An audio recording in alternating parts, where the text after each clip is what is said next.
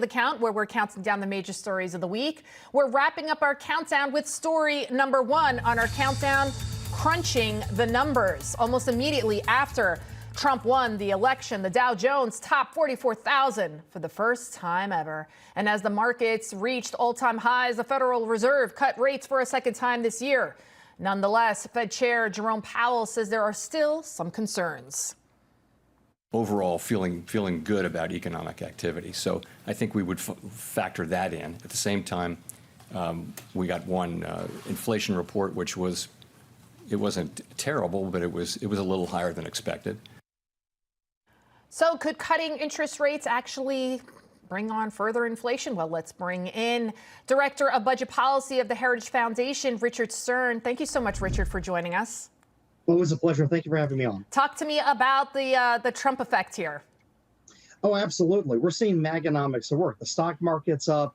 All of our real assets are up. But you know what this is? It's because the market, the people, the entrepreneurs, the innovators who actually employ people, who make all the goods and services we use, they know that Trump will be good for the economy, and they're ecstatic. And that's why the market's up.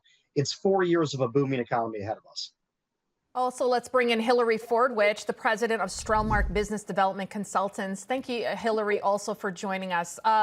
You know, it's incredible to see such a rebound effect already. Is it possible? Is it short-lived? How could the President-elect Trump, how can he turn it around so quickly? He can turn it around so quickly, Lydia, because in 2016, actually, do you know that members of his team, purportedly from those I've spoken to, really actually not only didn't have a lot of government experience, but they weren't prepared because they didn't know and think he was going to win. However, this time they have been so prepared, Lydia. They have had teams on the ground for months and months and months, hiring all the right people. People are flocking to them also because they've seen, obviously, the devastation of the last few years. They have the best resumes being thrown at them, basically. People want to join his administration. So I think things are going to happen very fast. You've noticed around the world, the reaction from the world, different political leaders have immediately jumped. And I think you're going to see things around the world happening faster and faster, and it's going to snowball. You know, Richard, the president, speaking of it, the snowball effect, right? The president of the European Commission talking about buying more liquid natural gas from the United States. As we know, the Biden-Harris administration declaring war on the fossil fuel industry on day one, which was a precursor to inflation, which is essentially a tax on the middle and lower class. Let's take a listen to what she said.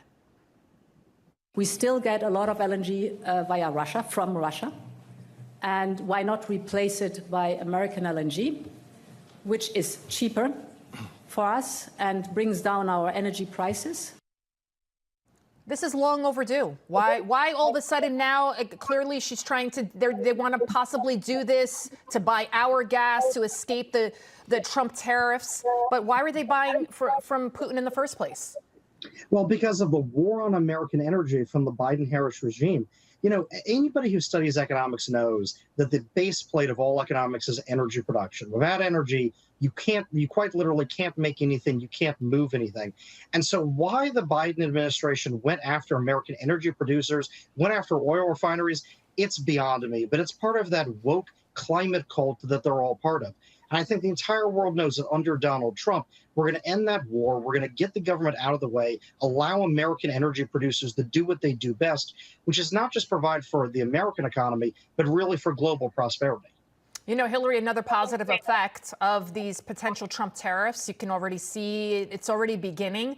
The American shoe company Steve Madden planning to reduce nearly half of its production in China over the next year in anticipation of tariffs as the second Trump administration prepares to take office. Do you see other companies following suit? Yes, absolutely. That's just the tip of the iceberg, Lydia. I am already working with global leaders, have already heard discussions from some of those companies that are headquartered in Ireland. Why are they headquartered in Ireland? They're not in Ireland because of the rain. They're in Ireland because the corporate tax rate is so much lower than the US. It was historically, it was about 12%. Of course, our corporate tax rate was over 20%. They're already, Lydia, talking about should they relocate back to the US. The only problem is, obviously, many of these moves take time. time.